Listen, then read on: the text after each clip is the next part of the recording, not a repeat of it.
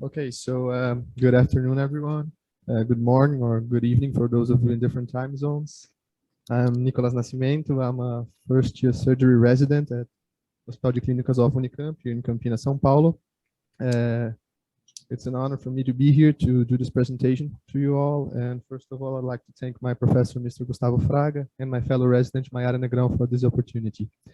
So before we start, I'd like to say that's a special case to me because I had the opportunity to see it from the very beginning, and I certainly learned a lot from it. And I'm sorry for my accent, my English might be a little rusty, so if you don't understand what I'm saying, please feel free to stop me at any time you want, okay? So shall we? So this is, sorry for that, okay. So that's me in the picture. And like I said before, my professor, Mr. Gustavo Fraga, Mayra Negrão, my fellow resident, and João, the resident from radiology, that's gonna help me today to present this case. So it's a case of a 23-year-old female patient. She's from Santo Antônio de Posse, also in the state of São Paulo here in Brazil. She was transferred to us on June 16th, 2022, due to a motorcycle accident that occurred on June 15, 2022 at approximately 12:30 p.m. She fell from her motorcycle when she crossed a pothole on the street, a pretty common problem here in Brazil. We don't know the exact mechanism of the trauma, but what we know is that she fell down on the floor, she was ejected from the vehicle, and she suffered a blunt abdominal trauma. Like I said before, unknown speed. She was wearing a helmet. She denied the use of alcohol or any drugs. There weren't any signs of head trauma or loss of consciousness, and she was clinically stable at the scene. So she came to us on June 16th, and this is our first assessment that happened on 1:37 p.m. So we used the ATLS protocol, and on airway, she had a patent airway, no cervical collar or spinal board. She had symmetric thoracic wall movements, symmetric vesicular breath sounds, no dullness or resonance on percussion. She had a respiratory rate of 18 cycles per minute and a pulse oximetry of 96%. Circulation, yeah? Claro, yo sé que usted se cocina, no se preocupe. El arroz que sobra ahí, que es poquito, lo va. Sorry?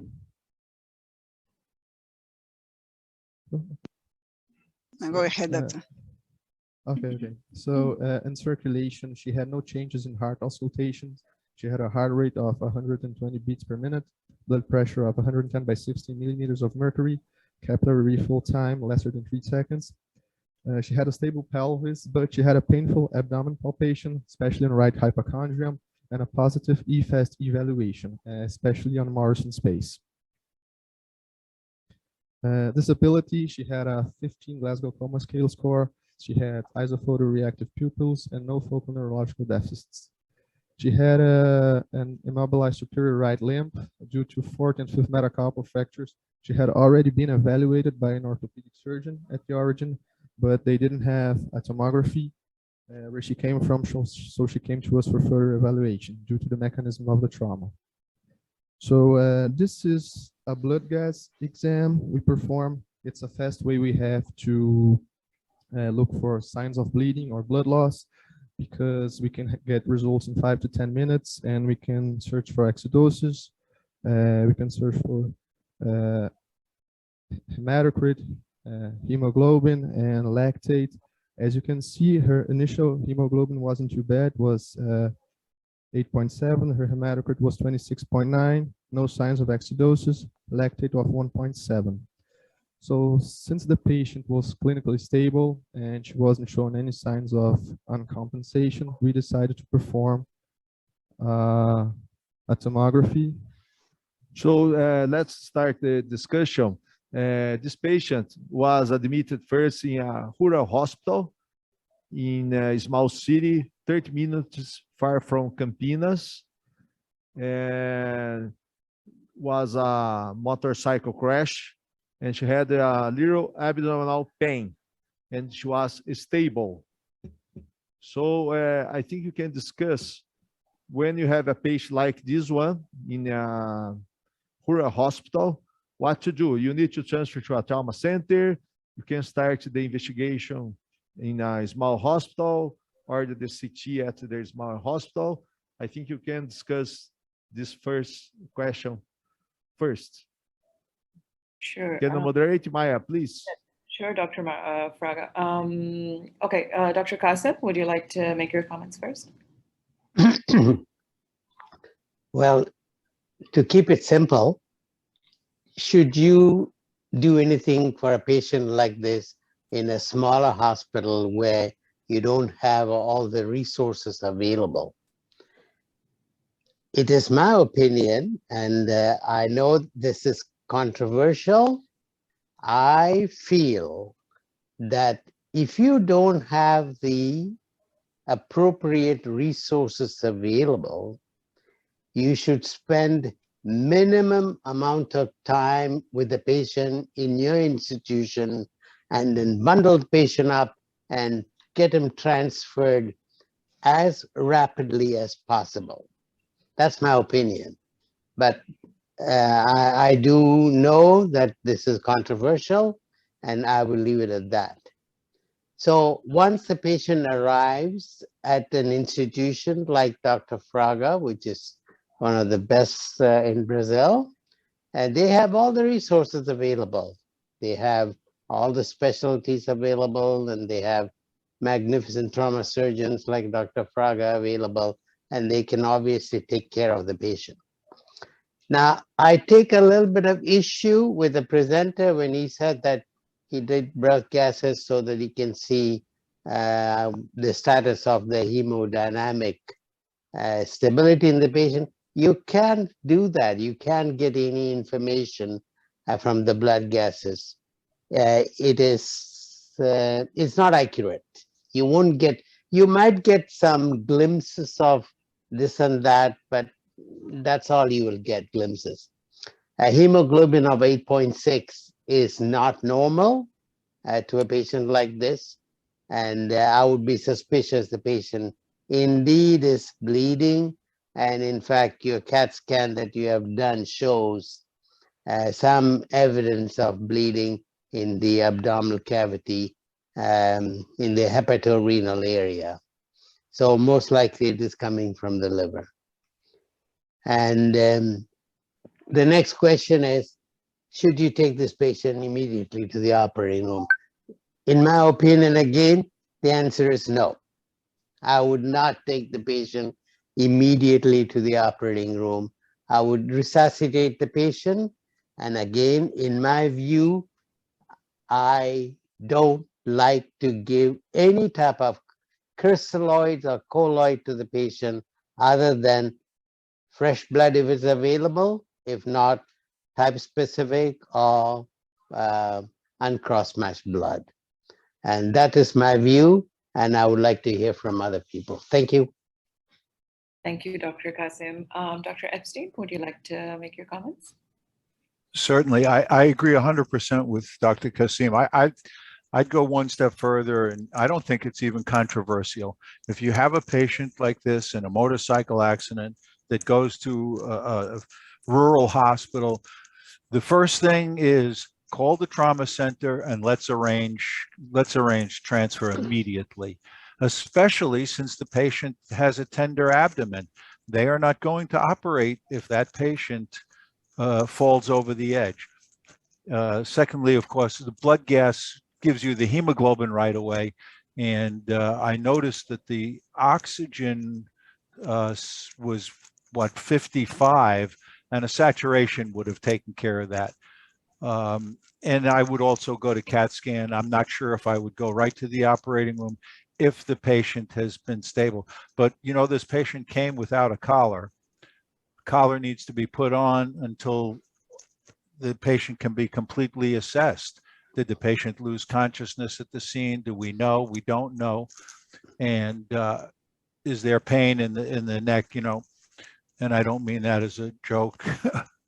I think you have to assess the neck separately. That's my thoughts. Thank you, Dr. Epstein. Dr. Amtrak, we'd like to hear your comment.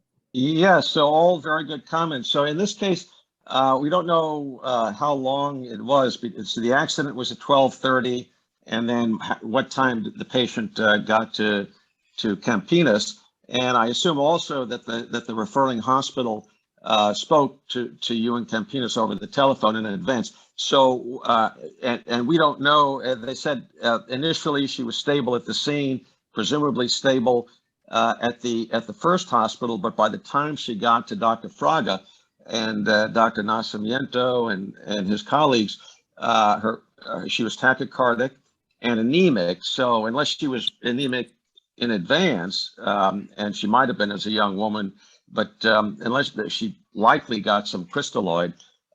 So in that case, before on the telephone call, I would have advised that they put her in a cervical collar initially, and then if she were really stable, not tachycardic, and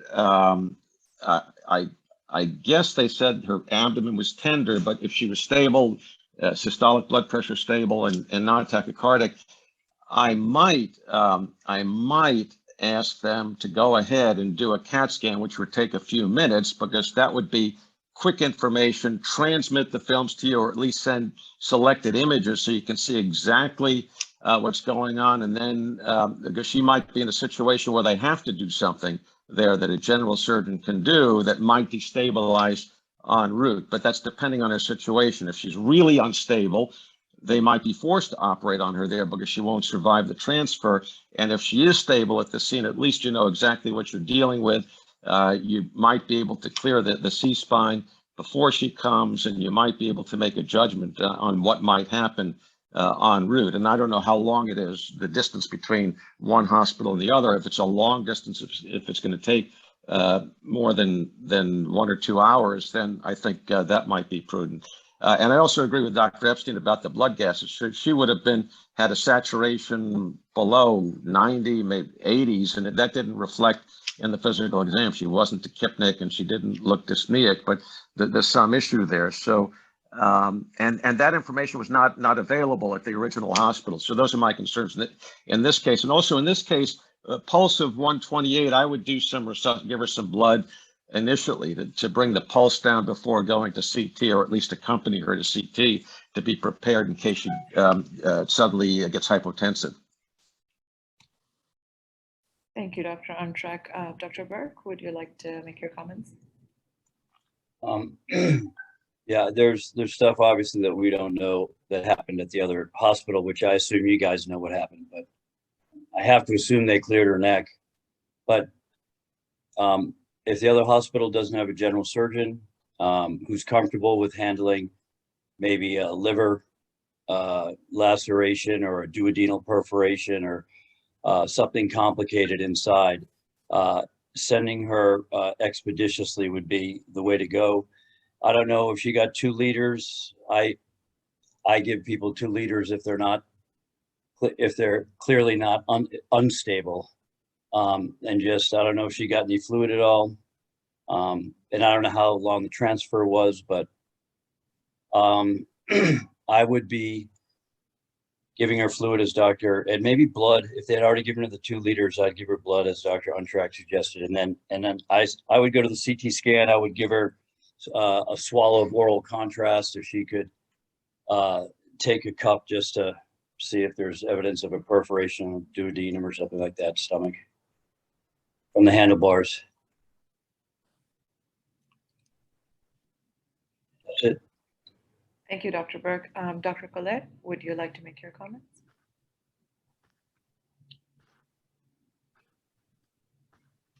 Yes, I have some comments because Gustavo says that the patient was initially attended in the rural hospital. The rural hospital in this situation has surgery service. The rural hospital has blood bank, blood to take the patient. And sometimes here in Brazil, because sometimes the distance is not very big a problem. Sometimes the transfer for the small hospital to the big hospital may be a very big problem. sometimes here in city of São Paulo, from 10 to 1 kilometer distance, maybe it depends of the transportation. Depends, it can be 8 or 10 hours to take the patients 1 kilometer distance to the great hospital. So I think it's very important to know all the resources that he is in the hospital or in rural hospital. This patient initially is stable. So in this situation, if in the rural hospital, she has some resource, sometimes that depends on the time of the time to take the patients to the reference hospital. You need to maybe do something for the patient. These patients don't see peritonitis. She has only pain. Pain maybe cause sort of contusion of the abdominal wall or not. If she has sign of peritonitis, I think you have to think about to make a laparotomy in these patients quickly as possible. You can wait, if the patient is stable, you can wait and go to a CT to try to avoid laparotomy. Maybe sometimes the patient may be stable, can go to a laparoscopy or something, or maybe go to angio, and sometimes it's possible, but it only depends on the results you have in the rural hospital, and then time, usually you have to transfer this patient. Here, make it very, very clear for me. Sometimes it's very difficult to transfer the patient. It can, this time maybe aggravate the patient if you don't do things in the rural hospital. So I think it's very important to know this. I know that it's very important to have a trauma hospital. In the trauma hospital, I have everything. But people who work in the rural hospital needs to know what they have to do there. If you have a surgery, anesthesia, she has blood products, and then what to do the patients and the time for the transference. That's it. Thank you, Dr. Colette. Dr. Rodriguez, do you have any comments to add? I guess you referred to me. I don't know. You listen to me. Aurelio Rodriguez. Yes. Yes, it's very, very interesting. I would like to make a comment about blood gases. Maybe the translation is a little bit not precisely. Blood gases are very important. Not necessarily the oxygenation. I don't care very much about that. I do blood gases because I want to know the base deficit. Because if base deficit is abnormal, is more than 3, 4, 5, that patient to me means even he's talking to me and laughing with me, he's in shock, and they prove otherwise. This is proof in the United States for the last 30, 40 years. As a matter of fact, there are hospitals like Shock Trauma in Baltimore, where I was 25 years there. We use blood gases universally, okay? And repeat, now I'm not talking about saturation, I'm talking base deficit blood gases. So that's important, okay? Number 2, if the patient, I don't know what rural area means. The translation in this country, in the United States, rural, you can find level 2 trauma centers in rural areas, you know. I guess you're talking about a place where there is no CAT scan, no surgeons, no, almost nothing. I don't know why you call for rural, okay? It's a translation, depends what rural means. Number 3, if a patient has a FAST who is positive, okay, and the patient is hemodynamically unstable, which means a blood pressure below 90, who means the blood pressure cannot be held more than half an hour, even despite you giving blood and you're giving all the medication. If the blood pressure, if the patient has a pulse more than 120, that's hemodynamic instability, and the FAST is positive, that patient go to the OR. Doesn't need to go to CAT scan. But if the patient has positive FAST, but hemodynamically stable, I think it's a reason to have the patient at the CAT scan, like everybody has said that, you know. And when you mean CAT scan, doesn't mean to send the patient alone with an intern or somebody to CAT scan the 3, 4 floors away. I mean, some part of the team have to go with the patient to the CAT scan. Thank you, Dr. Thank you, Dr. Rodriguez. Back to Dr. Nascimento to continue the presentation. Just to clarify and answer these questions. It's a small hospital in a small city, no surgeons at the hospital, no blood bank, no image to perform at this small hospital. It's a city 30 minutes far from Campinas. And when they have some critical case, usually they ask for a transfer to a bigger hospital in Campinas. So the patient arrived at our hospital in this situation, and the test was positive at our hospital, at the trauma center.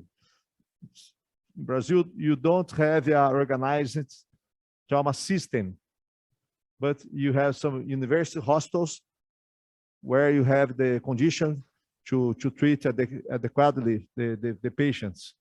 So this is the patient that you admitted 2 hours after the trauma. About 2 hours after the event, was admitted to our hospital, and the test was positive. So we consider the patient had condition to go to radiology to perform a CT to investigate what kind of injuries probably the patient had. Go, Nicholas. All right, so going further. So that's when we decided to perform a CT scan, just like Dr. Fraga just said. And now Dr. João Mourão is going to talk to you about the findings of this exam. Good evening, everybody. First of all, it's a great pleasure to take part in your meeting. And my name is João. I'm 30-year radiology resident, and I will show you the main findings we got at the CT scan after the admission. So I will show you directly the main counts. So here we have a unenhanced CT. In this transition, this thoraco-abdominal transition, we see some hypodense area at the topography of right hepatic lobe. And we also can see here on the left hypochondrium some liquid, and this liquid is in between 30 and 40 Houston units, and it suggests that it's a bleeding, right? So in that case, and it's a large volume of liquid in abdominal cavity. So we have, in this context of trauma, we have to consider, or better, it is hemoperitoneum. So in that here, we also do not see,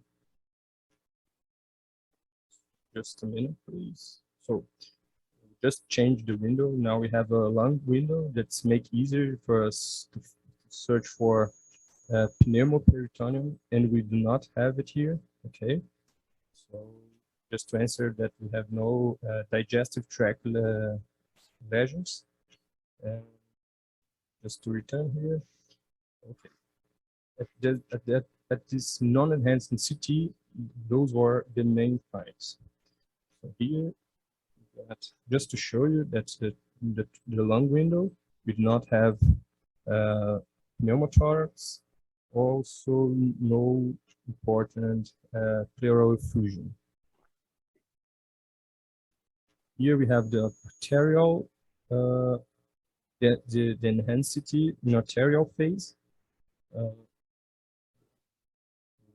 Let's see a little more here, the liver. So now it's easy to see that we have a liver laceration.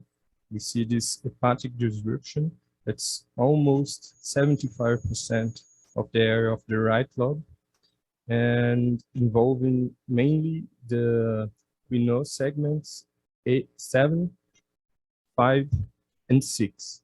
We also see here this subcapsular hematoma, and in this arterial phase, we do not see active bleeding. Now, and we also see that at the same time, in these locations, there's a great chance to have a major vessel injuries, but luckily at that moment, we do not see active hemorrhages. So the portal phase, let's show a little bigger. We also do not see active bleeding. Let me see. So I believe that were the main finds we got in the CT scan. In that context, we graduated as a liver contusion in 4th grade. Do you have some questions and doubts? No, I think you can discuss about non-operative treatment or surgical treatment for this case. Please, Dr. Maya, Sure, Dr. Fraga. moderate. Dr. Rodriguez, would you want to make your comments first? Yeah, two things that maybe has something to do with this. In this country here, the United States, I was unfortunate to work in shock trauma because I have a full-time attending who write books there 24 hours a day, all the time, who not only can read the CAT scan from me, but tell me what to do. That smart they were. That was wrong because I never learned very good how to read CAT scan. But nowadays, in this country, the residents, since they are first-year resident, they start learning how to read CT scans or MRIs. So when they finish the training, they know as much as the radiologist are reading, which is amazing because that's good. I think that should be the way. Don't you have to wait the radiologist to read it. Now, let me ask a question over the question to the radiologist. We know there is two phases, the arterial phase and the portal phase. One is good for AV fistula and the other for active bleeding. Is my understanding correct? Maybe I'm wrong. The arterial phase is not as good as is the portal to active bleeding, in addition to the blush, where you didn't mention there was a blush or obvious extravasation, because that defines it. There is a blush or active bleeding. It could be an indication, for arteriogram. Okay. Now, this is you're going to discuss here. You say, why are you going to do arteriogram if the patient is hemodynamic stable? But that is the decision that has to make a clinician.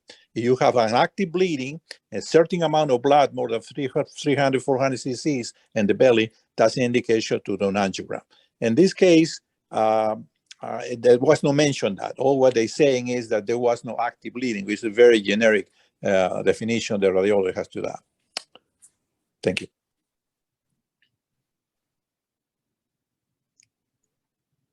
We can, yeah, we can hear you. So, Doctor, you're 100% right. Actually, the better phase to see active bleedings are at the portal phase, because not necessarily we'll have an arterial bleeding in all cases, but actually we have a higher chance in that case to have a venous bleeding.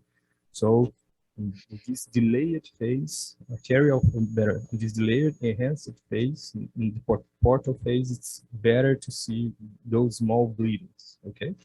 And I hope I have answered your question. Yes. Yes. Thank you, Dr. And I have a question to discuss with Dr. Rodriguez and the next, please. It's about some centers have a protocol when you have a complex hepatic or splenic injury, grade 4, always perform angiogram. Do you adopt this at your center, or it depends in each case to perform angiogram after the CT scan?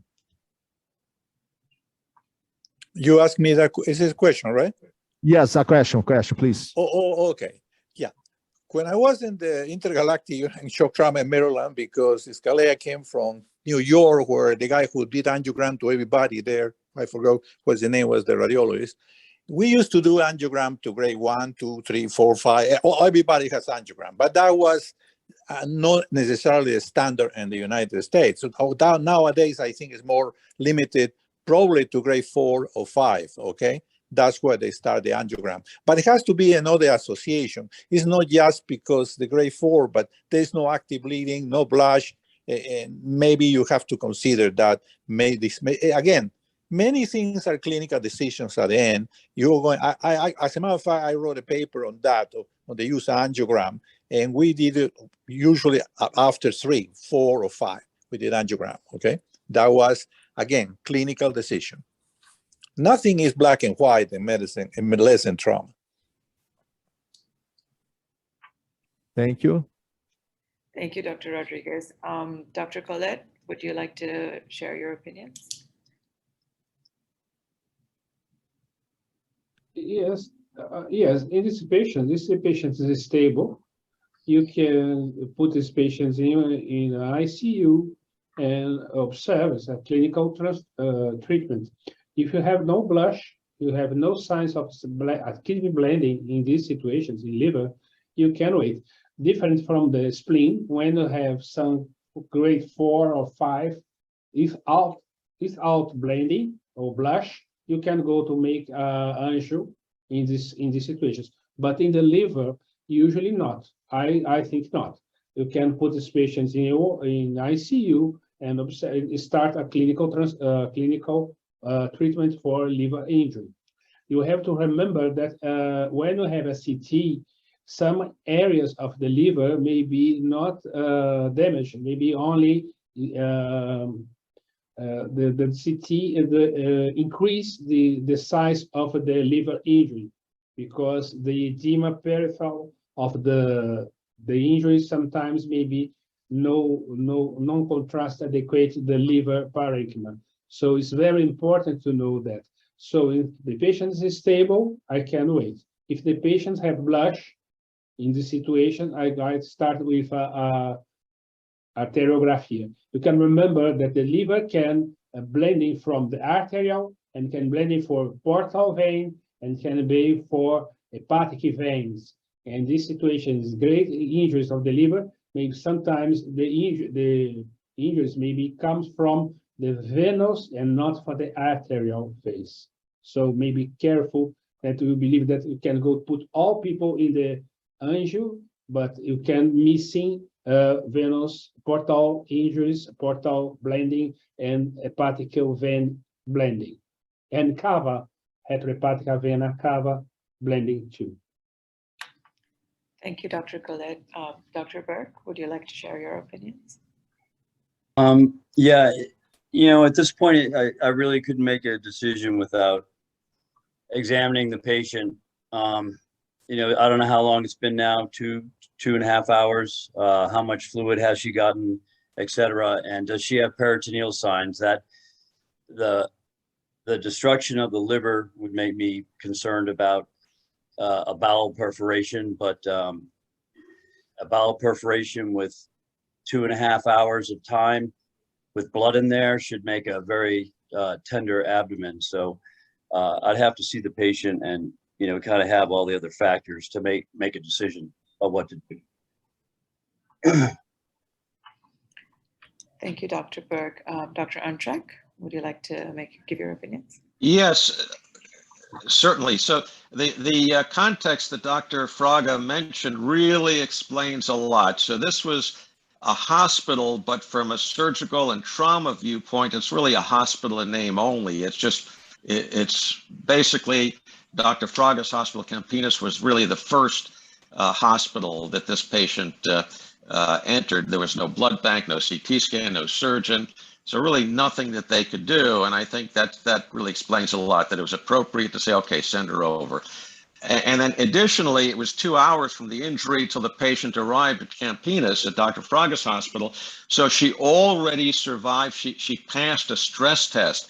So in this case, she would be not a red patient, but a yellow patient, seriously injured, but nothing that needs to be corrected in the golden hour. If she had bleeding from the retrohepatic IVC or disrupted portal vein or severe arterial bleeding, she probably wouldn't have made it to Campinas, or she would have arrived in extremis. And after 2 hours, all she had was, she was awake, conversant, and she just had some tachycardia. So in this case, and also knowing Dr. Fraga, the master, the world's master of non-operative management of severe surgical injury, I think in this case, what I would do, or what I think Dr. Fraga did in this case, and what I would do after learning from Dr. Fraga, is I would transfuse her and then see if the pulse comes down, if she's a responder rather than a transient responder. And based on the 2 hour window, I would expect that she would be a responder. In other words, that she wouldn't get tachycardic again.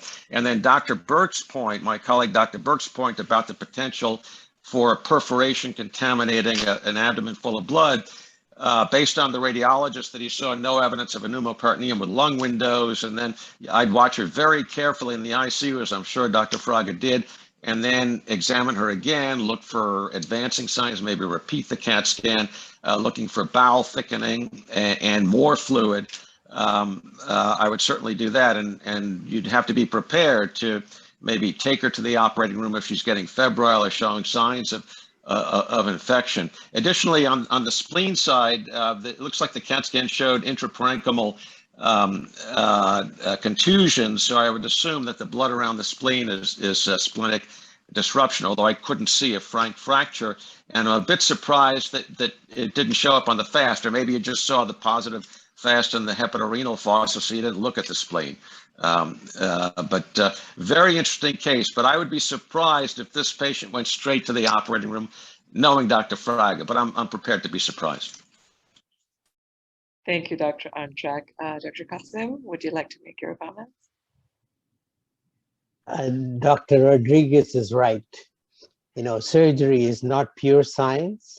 It is an art as well. There are master surgeons. They will look at this CAT scan and they will know exactly what to do. And then there are other surgeons who would go and fumble around a little bit till they have to do something definitively. Now let's look at this case a little more objectively. You have two organs involved, a liver as well as a spleen. If it is a single organ, in my opinion, you have the luxury of doing conservative treatment.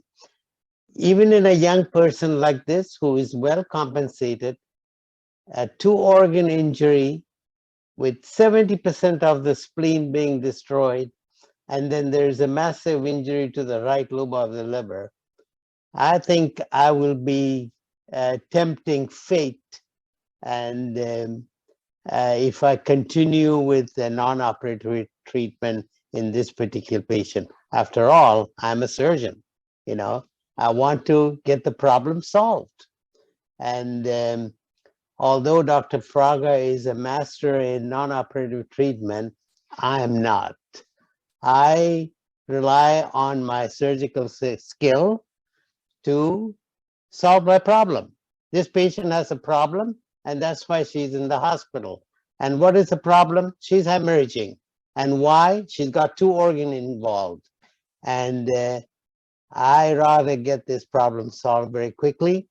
And I would take the patient to the operating room, remove the spleen first, and then have a look around and probably pack the liver and see if I can get tamponade and see if I can stop all the bleeding, and then perhaps suture and cover it with something if it is amenable. If not, I would just leave the packing in and do a damage control surgery. That's what I would do. Thank you. Thank you, Dr. Kasim. Dr. Epstein, would you like to give your comments too? Sorry. I sorry have to to interrupt. agree with Dr. Kasim. I mean, we're surgeons, we operate, but this is the kind of patient that just falls off the edge in the ICU. 2 hours later, all of a sudden you're rushing to the OR. Where is the team? Everybody's ready. Is the room ready? I think, you know, you have your time to prepare. The injury is quite severe, and it is two-organ injury. So I would go to the OR. I would take the spleen out. I don't know. I don't want to know that it's going to rupture later on or have a problem, and pack the liver. And one of the soft points, I'd like to ask everybody, why would we do a FAST scan if you know you're going to the OR, except to see if there's pericardial tamponade? I personally, you know, having finished my training in 1986 and watching all of this come through, what did a FAST scan give me that elevated liver enzymes, if they did them at the other hospital, a tender abdomen, tachycardia? What else would I really want? Okay, Dr. Antrak, would you want to take this question?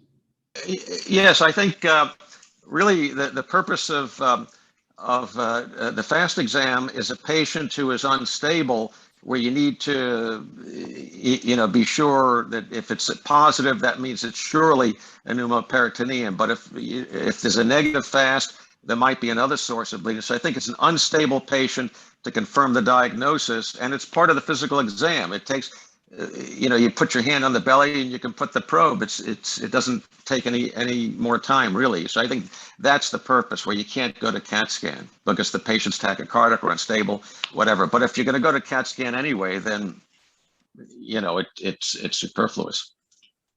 Can I say something? Dr. I'm Rodriguez. allowed to say something? Yes, this is Rodriguez.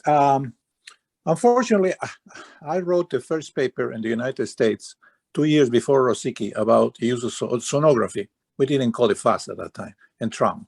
And I'll tell you, since then has evolved, the use of that is becoming part of the physical exam. The doctor said before, said that. That's correct. It's part of the physical exam. It takes the 4 quadrants, peripatic, pericardial, perisplenic, and pelvic, takes, 3-4 minutes to do that. If you have fluid there and the patient is hemodynamic and stable, that's an indication here in Indochina to take the patient to the OR. Okay, so I think the FAST is important. Now, we don't call the sonographers to do the FAST. Any resident should know how to do a FAST examination. So maybe it's the way we say things. I wouldn't say that it's superfluous, the use of, if I'm going to take the patient to the CAT scan, I wouldn't say that. Maybe I'm like, with all respect, I think the FAST has an indication because it's part of the exam. It's not that it's a special test that you do. It's a part of the exam. Let's leave it like that. Thank you, Dr. Rodriguez. Just an observation, sirs. As Dr. Cassin says, I actually apologize, but he's right. There's also a small spleen laceration here. It's about 1.5 centimeters. And okay, so we have also a main liver trauma and also a small spleen trauma. Sorry to forget this. Oh, one question. Is there a lot of blood in the pelvis as well? I didn't get to see that. Yes, Dr. Kassim, here. We have blood. See, isn't that a significant amount of blood in the pelvis? Yes. Here Thank we you. have the blood bladder. The bladder, sorry. And here we have this hemoperitoneum. Right. Right. Does anybody else have any other comments? Otherwise, back to the presenter to continue then.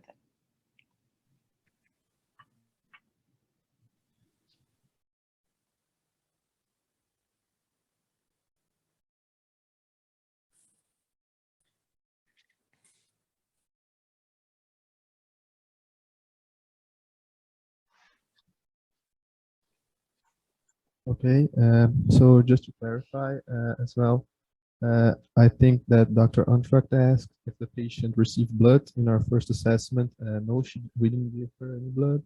We actually replenished some fluids, 500 milliliters, and then her heart rate stabilized between 80 to 90. So that's why we decided to do the CAT scan.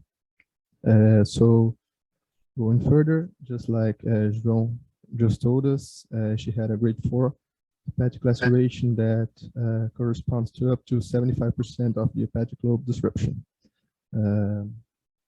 Sorry, someone wanted to say something? All right, so we chose for the non-operative treatment. She was admitted to our ICU on June 17th. And in this non-operative treatment, we made active HbHT control and coagulation control. We didn't give her any diet for 2 days, and we kept close observation. So here, as you can see, these are some of her exams. So she had low levels of hemoglobin already when she got here, but with signs of decay. As you can see from 87.1 to 6.5 to 6.7. So in this period, we had to give her blood in 4 occasions. It was 1 bag of blood right here and 2 bags of blood right here. So she received in total 4 bags of blood. So that's why we decided that we needed to take a different approach because of that decaying HB.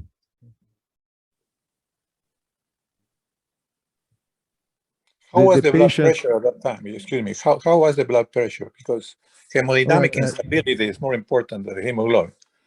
Yeah, no, she had no, she was clinically stable. Actually, she maintained blood pressure between 120 and 130, the systolic pressure, and the systolic pressure between 60 to 70, no signs of deterioration. But that's with the blood transfusion, right? That's what, because you were given blood transfusion, the pressure was keep it up. Is correct? No, yeah. I mean, that's a lie. I mean, the decaying hemoglobin a lot, and also the blood pressure. But I mean, she became stable after the transfusion. So that those levels I said were after the transfusions. Okay. So she maintained with tachycardia around 110, the heart rate, and blood pressure was okay, but she received 1 unit of red blood with 48 hours, and after another 2 units, and the pressure was okay, a tachycardia, and the decision was after 4 days, because we have another CT, not yet. So you did the suspicion of coliperitoneum, of bile leakage in the cavity, because the patient was compensated hemodynamically, and you performed a laparoscopy just to clean to wash out the abdomen. So in the 4th day, we did a laparoscopy just to watch the cavity, because in your opinion was not active bleeding, and you did this, and Nicholas will send the information.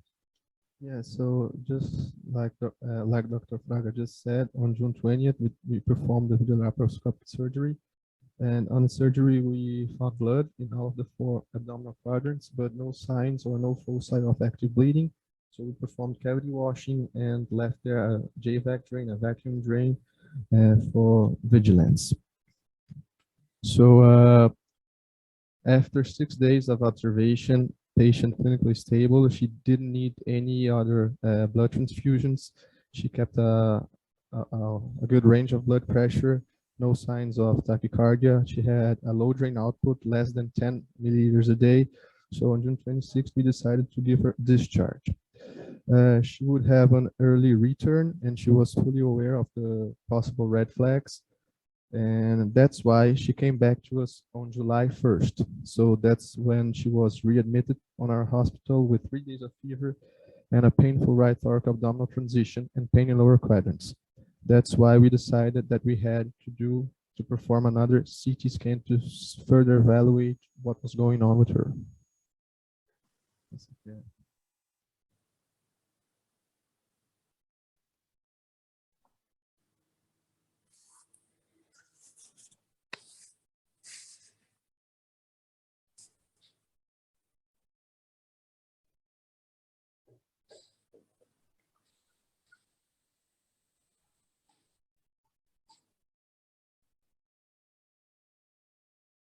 We can hear you. Can you hear me? Yes, no one can. Go ahead. So at the CT scan realized on July 1st, at the non-enhanced phase, we already see volumos, a large pleural effusion, and also lower right lobe compressive atelectasis. In this transition, in this thoraco-abdominal transition, we also see here smaller, but it's still we still see hypodense area at the same topography of the right hepatic lobe, where we saw at the first CT scan at the admission this liver laceration.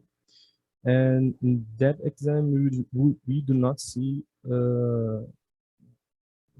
we do not see more liquid in peritoneum as we got at the admission time. So let's see the arterial phase. So we see this pulmonary parenchyma enhancement that helps us to differentiate it for consolidation. So we have a atelectasis here. When we see the liver parenchyma, we see a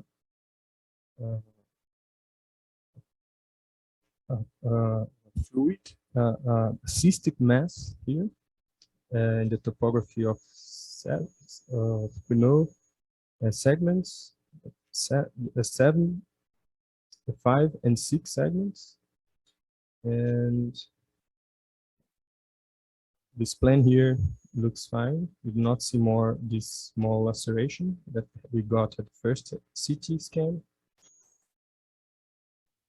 Here in the portal phase, I will call your attention that we have this lobulated cystic mass, and we see a tiny, and not a tiny, but we see an enhancing wall.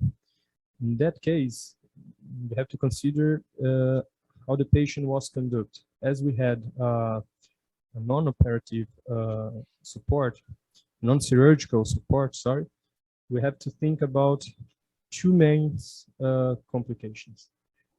As we can see, the density in the cystic mass is almost the same as in the gallbladder fluid. Actually, it's a little less, but we have to think the possibility of myeloma and also an infected collection. So we have to consider the possibility of an abscess. In that case, we have to relate these finds with the clinical context. Okay, I think you can discuss what to do now with the patients. Sure, Dr. Fraga. Dr. Kasim, I'm going to ask you first for your comment. I'm sorry, Dr. Fraga. This time you were not successful in getting the patient home permanently after 7 days, but a good try. So you got a complication now from non-operative treatment. So you either have a liver abscess or a myeloma. And now I probably would do a non-operative treatment. And I don't like the idea of a laparoscopy in a trauma patient because it reduces the cardiac output by 30%. And I would have been better off if you'd have opened the patient up and had a look. But be as it may, you and Dr. Collet, you are master surgeons with laparoscopy. It seems to work very well in your hands and Dr. Collet's hand.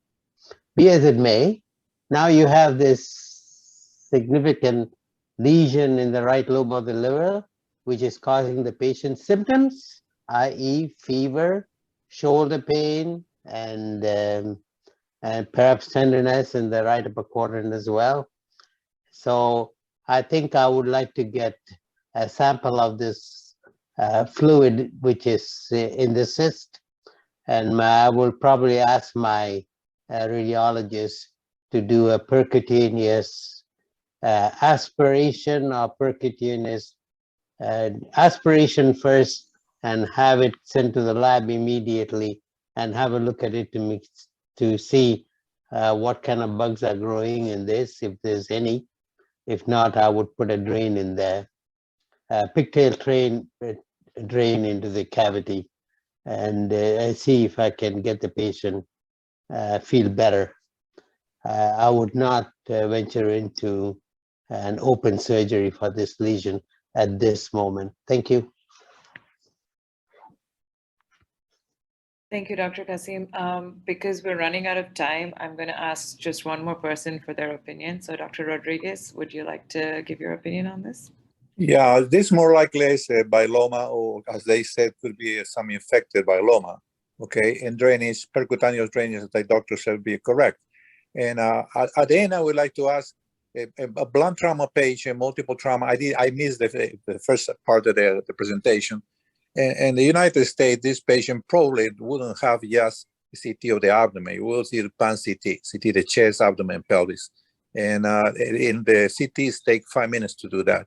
And you'll be sure you don't rupture aorta or something like that, or something in the chest was missed. No, that's not the case. I'm just commentary. So we all agree, drainage, percutaneous drainage, which I think that's what they're going to be done. Thank you, Dr. Rodriguez. Does anybody else from the panelists want to make an additional comment before we go back because of the lack of time? Yes, very Dr. good Untrack. comment. I would like to hear Dr. Untrack. Just, are you going to drain the chest and expand the lung? There's quite a bit of fluid in the chest. Yeah. Get into it. You did Yes. it. Dr. Epstein, did you want to say something? Yeah, I Yes, think you they should. got it. Yeah, you should I drain think you the. have to drain the chest. Whether you leave something in or not would depend on what comes out. If it's just a sympathetic effusion, you might just drain it and let the chest expand. If it looks a little awkward, like a myeloma, maybe there's a small leak, then you might have to leave a tube. But I think you have to expand the chest because if the myeloma in the liver is stable, is not infected, then maybe there's an infection in the lung from the compression. Or a ruptured diaphragm. That's what I'm saying, a ruptured diaphragm with some bile, winding up in the lung. Thank you, Dr. Epstein. I'm going to give it back to Dr. Nascimento to continue the presentation. All right, so let's do it. So we performed the thoracocentesis and we drained about 700 milliliters of a yellow liquid and showed the presence of exudate according to light criteria. And we also did a percutaneous drainage of these hepatic collections, myelomas or abscess on July 4th. So we were able to drain 50 milliliters in 7th and 8th hepatic segments and 2 milliliters in segment 6. And we placed 2 pigtail catheters to leave it draining. And we introduced some antibiotics. We had the material sent to analysis in our laboratory, no signs of bile in the exudate of the lung, and no signs of infection of myeloma. And all right, so the patient was discharged with the abdominal drains, and she was oriented to keep control of the drains. So she came back for routine consultation on July 20th, and she had a low drain output, less than 50 milliliters in 24 hours, but she showed some signs of local skin infection on the side of the drains. So we discussed the case with our biliary tract surgery team. So we decided for drain removal and antibiotics to treat the possible skin infection. Well, but on July 27th, she came back to our emergency room with similar symptoms she had for the first time, fever and abdominal pain. So we decided to perform a new tomography, and Joan is going to talk to you about it.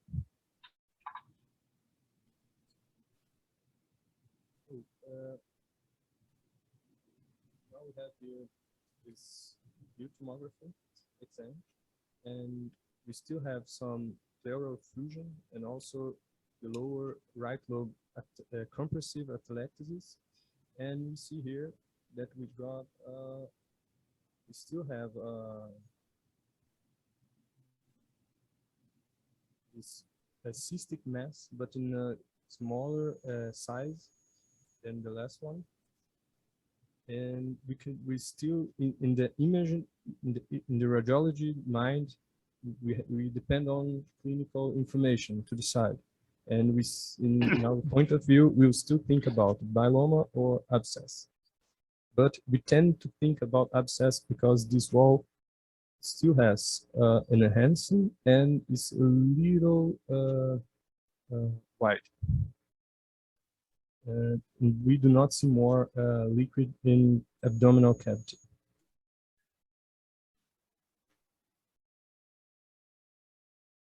All right, so further. Again, we performed a new thoracocentesis. This time we drained about 300 milliliters and showed the presence of exudate, again according to light criteria. And then we decided to introduce some antibiotics as well, and we performed another percutaneous drainage of the patch collections on July 29th. So this time we were able to drain 10 milliliters in 7th and 8th hepatic segments and 3 milliliters in segment 6. This time the biloma was positive for S. epidermidis, so we transitioned our antibiotics to treat the possible infection of the biloma and left her with 2 pigtail catheters again. So she evolved clinically stable with no fever and low drain output since the beginning until she had no output. But this time, before we discharged her, we decided to perform an abdominal ultrasound to see what was going on. And the ultrasound showed just residual components of the drained abscess, no liquid, no free liquid in cavity. So we decided to remove the drains and discharge her on August 9, 2022. Yeah, and João is going to talk to you about the ultrasound.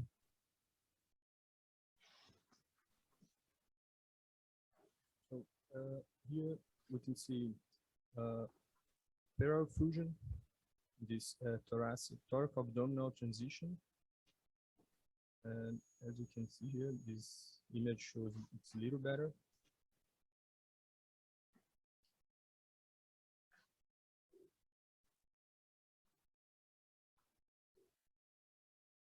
And here we see in 7th renal segment a residual collection much smaller than we had seen in the last CT scan. So we conclude that she had a better evolution.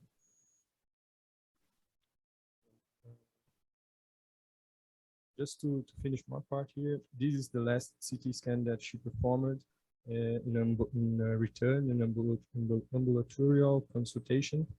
And you see here,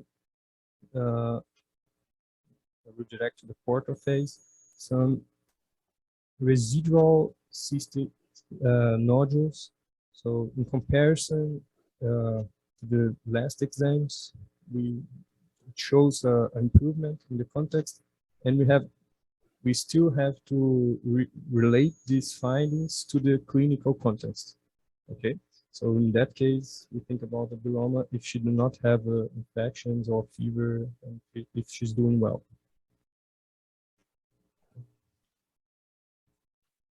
So back to me. So this was the last CAT scan that you just showed us. It was actually performed on September 1st, but before that she came back on 2 routine consultations. She performed x-rays. On the x-rays we had no signs of pleural effusion in spite of those signs in ultrasound. She had no fever, no signs of infection. She's eating well, she has no pain. So that's when we performed the new tomography on September 1st. So we will keep following up this patient. She has a return with us, I think, next week, but no problem so far with her until now. So that's it for the presentation of this case. Thank you very much. I leave it to Dr. Fraga now. Yes, I think it's a good case to show sometimes you don't have a very good evolution of the patient. But with this case, I learned a lot because the morbidity was high with this patient, but she has recovered well now. And I don't know if you had operate this patient during the admission, how should be the evolution of this patient? Because everybody knows that grade 4 hepatic injury, the morbidity is very higher. When you operate, usually the transfusion rate is higher than the non-operative treatment. And so you need to learn with each case. I think this case is very important for us because you are still following this patient and learning with her. Now she's okay, no abdominal pain, no fever, feeding very well. and she's coming back every 2 weeks in our outpatient clinics to learn with this case. So thank you everybody for the comments, and maybe have a final comments for everybody. Maya. Yes, Dr. Fraga, sure. Dr. Colette, would you like to share your final comments first? Yes.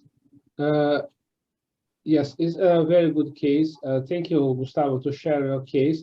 I think sometimes it's very difficult, the treatment of no operative management, but usually have some problems to treat. But I think the problems you have if you have surgery this patient. These patients, if you the surgery of this patient sometimes maybe, and the first surgery maybe result in the damage control surgery, open abdomen, and something more difficult than put a drain and drainage the abscess or the bilioma that you have. Congratulations for the case. Thank you for sharing your experience with us. Thank you, Dr. Colette. Dr. Burke, I don't think he's still, he's here. Yeah, Dr. Burke, would you like to make your final comments? Well, obviously the patient was handled excellently. I would agree that if I were to operate on that lady with those injuries, I would have had a cortisone and lots of blood in the room, etc., because that was quite a liver injury. And I think without peritoneal signs, without being forced to operate on her, I would have done what you all did. And the morbidity of the drains, you know, is better than a dead patient or a patient that went through a ton of transfusions. Thank you, Dr. Burke. Dr. Amtrak, would you like to make your final comment? Yeah, so absolutely. I agree with what Dr. Collet just said. And also the fact that myeloma occurred, you know, it does not mean that Dr. Fraga did the wrong thing. The same myeloma could have formed, likely would have formed even with an open operation.